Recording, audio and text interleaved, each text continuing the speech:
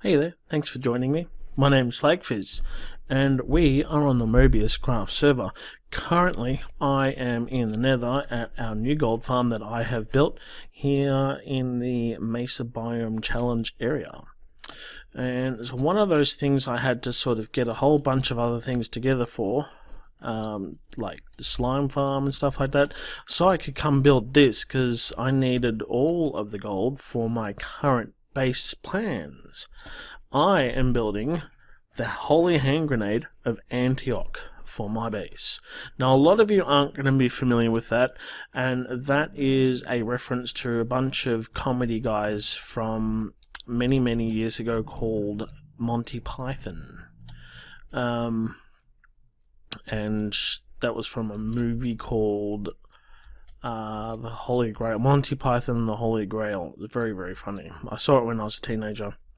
Anyway, so we're just going to make our way down to that base because we've got all sorts of business planned today.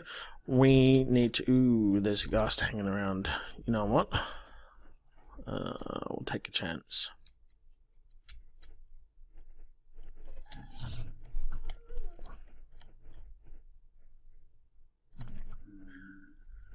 That's how you do it. That's how we do it in Kingsport.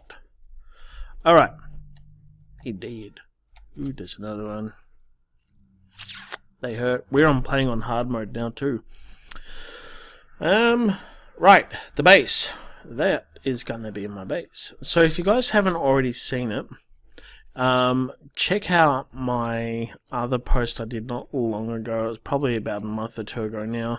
If you haven't already seen it, it's a flyby of the base. I put a little bit of effort into that video. Kind of proud of it.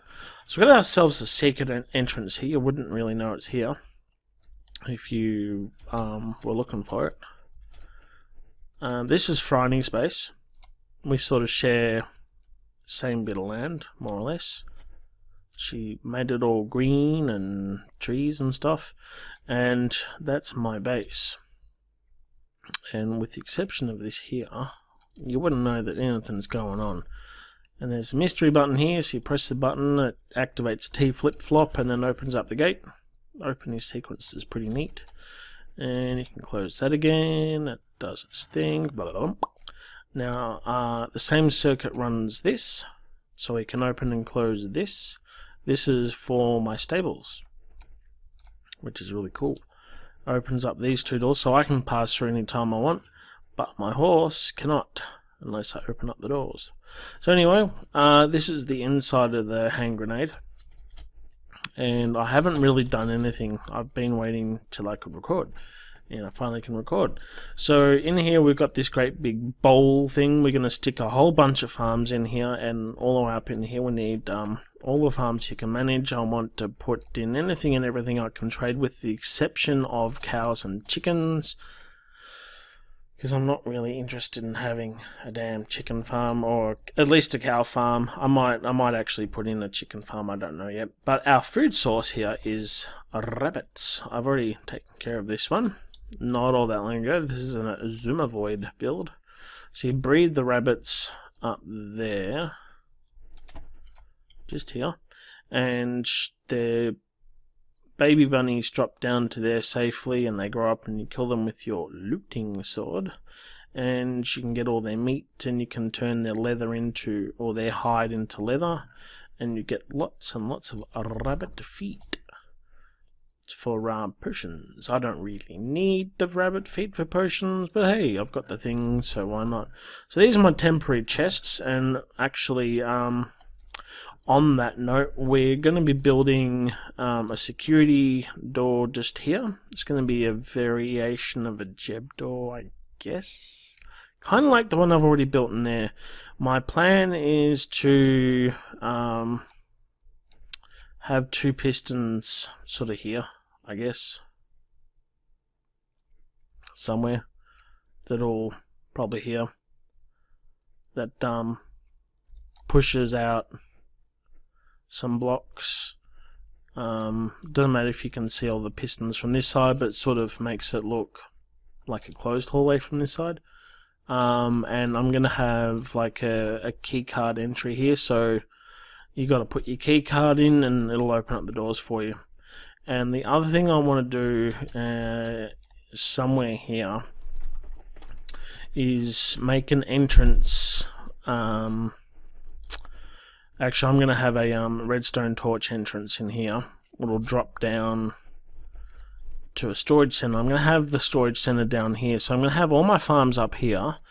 And then I want to be able to send everything down via water stream to be collected by storage center downstairs. And I thought we'll get a few bits and pieces going now, like entryways and stuff like that. And it's all going to be securely locked up because this is the holy hand grenade of Antioch. Everything can't be just lying around.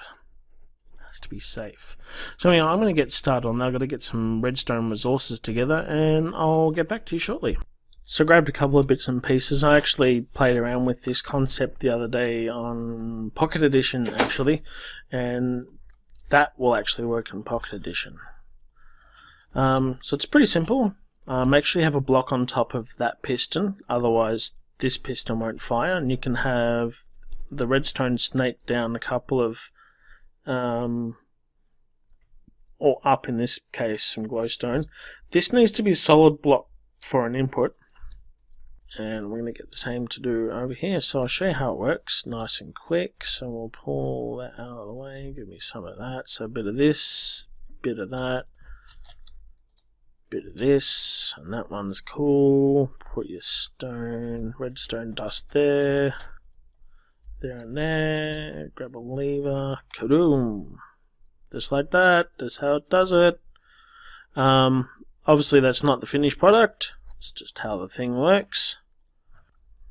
So now we want a singular input, and what we might do is make a T flip-flop, though a faster one than the other ones because I want this to open up soon.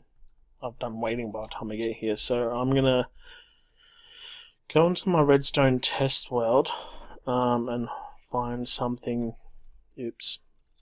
find one of the T flip-flops there, because the other one's a little bit too slow for my liking, and we'll hook this all up underneath here, so we can have a lever on this side, and a button on this side that operates both the gates at the same time. I'll show you how that works. So all you need to do is grab yourself some repeaters on no ticks, and you can wire them up like this. Grab your input, you can put it anywhere you want, like that.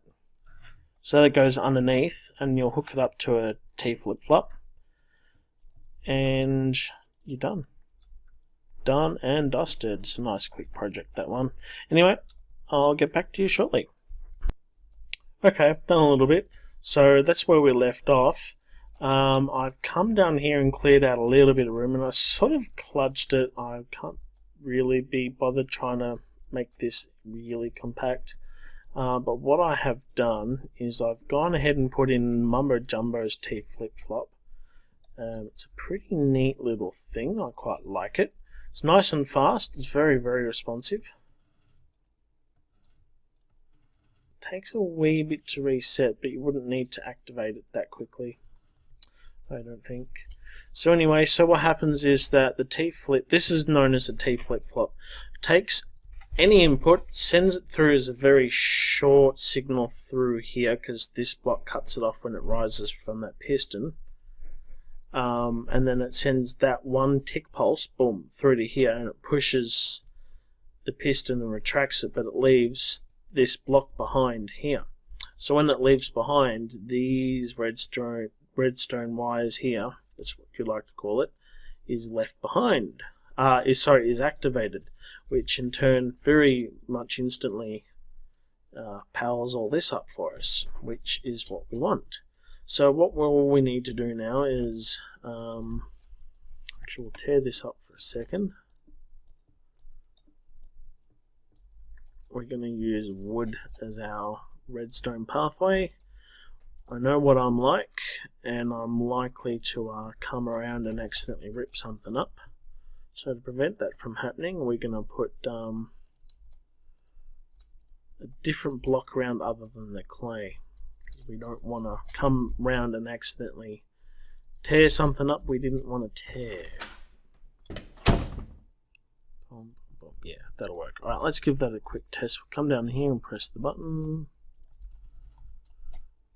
Ooh, lag. Lag is laggy. Ah.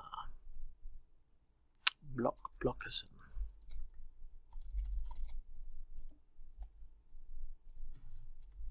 There we go.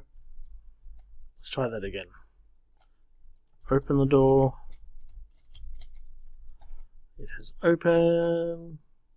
What I like about the redstone, the glowstone blocks, is that they don't register their hitboxes as being a full block, so, and partly transparent too, so you can actually send your redstone dust signal through that edge. It's really handy. So we're looking good. So all we need to do now is we need to put an input from this side. I'm pretty sure we'd like one. That's why we've put one in. So how are we going to manage that? I'm not quite sure just this second. And then we're going to get the the keycard bit working. So I'll get back to you shortly. I was in the middle of hooking up that door over there, and I had 2 zombie villagers come after me. 2. Must be spawning more regularly because of hard mode or something like that. Anyway, so I captured the both of them in here after running around like a madman for a little while, and he picked up a wooden sword so he wouldn't despawn. Frank, show me your sword. No? Okay.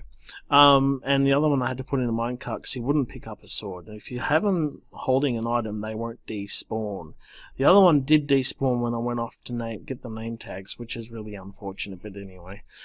So this is Frank, and hopefully we can get an Earl sooner or later for them to make baby villagers when I can heal them. It'd be kind of cool, have my own villagers in here. Hopefully he turns into a farmer. I think he's a priest though, which is a bummer, because the other one was a farmer.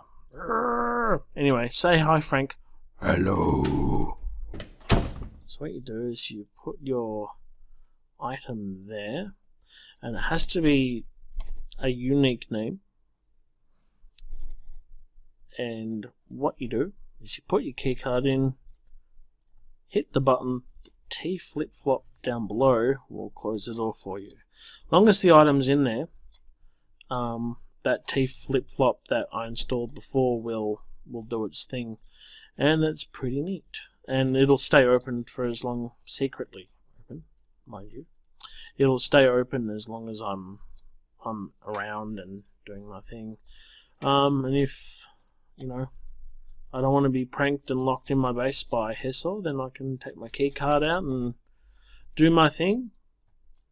And then when I'm leaving, I'll just shove my key card back in there, hit the button. Circuit's pretty simple. You've got like this item management thing in here, and there's a comparator behind here that reads the content of that hopper and then turns off the torch there accordingly. And anyway, so it comes up to the T flip-flop, and I've made the T flip-flop a corner T flip-flop because I can, and it operates the thing like I showed you.